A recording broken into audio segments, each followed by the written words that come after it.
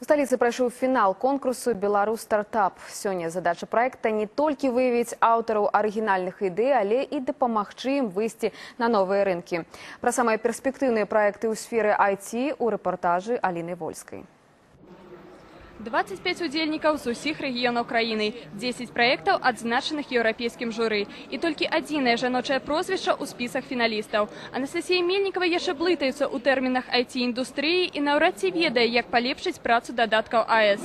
Але ў пытанні асобасных адносін ёй раўных няма.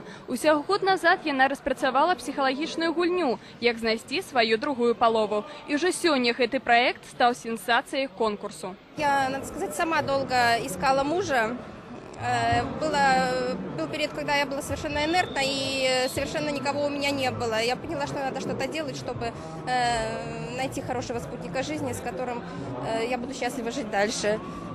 Ну и я прочитала как-то очень интересную мотивационную статью на эту тему. Мне пришла мысль в голову, я придумала игру. Сейчас разработана смысловая часть игры, но ее надо делать и продвигать, самое главное. И мне в этом нужна поддержка, поскольку я не айтишница, мне нужна поддержка именно людей, которые работают в геймдеве.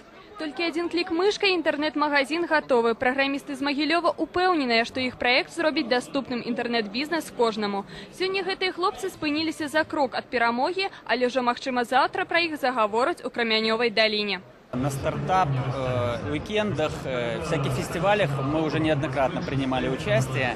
Проект наш быстрое создание интернет-магазина. Мы создали платформу, которая позволяет человеку быстро, удобно, надежно, эффективно начать торговать в сети.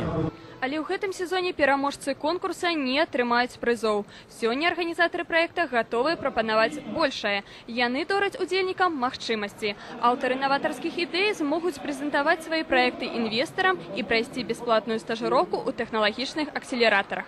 Мы даем оплачиваемые программы стажировки и финансирования на развитие проектов. Что толку дать человеку конверт с премией, которая недостаточна для того, чтобы он создал новую компанию, новый успешный бизнес? Наши ребята могут пройти программы стажировки под плотным менторством экспертов в Минске, в Киеве, в Москве и Сан-Франциско, для того, чтобы уже в этом году, в 2013 году, создать новую высокотехнологичную компанию. А ведь когда создаются новые белорусские компании, это и есть основа инновационной экономики страны. Пераможцам конкурсу стаў аўтар онлайн-сервису Александр Макаров. Ён ужо пакуе чамаданы на полуфінал міжнароднага конкурсу «Бізнес інавацыйных тэхналогій», прызавы фонд якога складае $100 000. Аліна Вольская, Миколай Лашкевич, агентство Теленовин.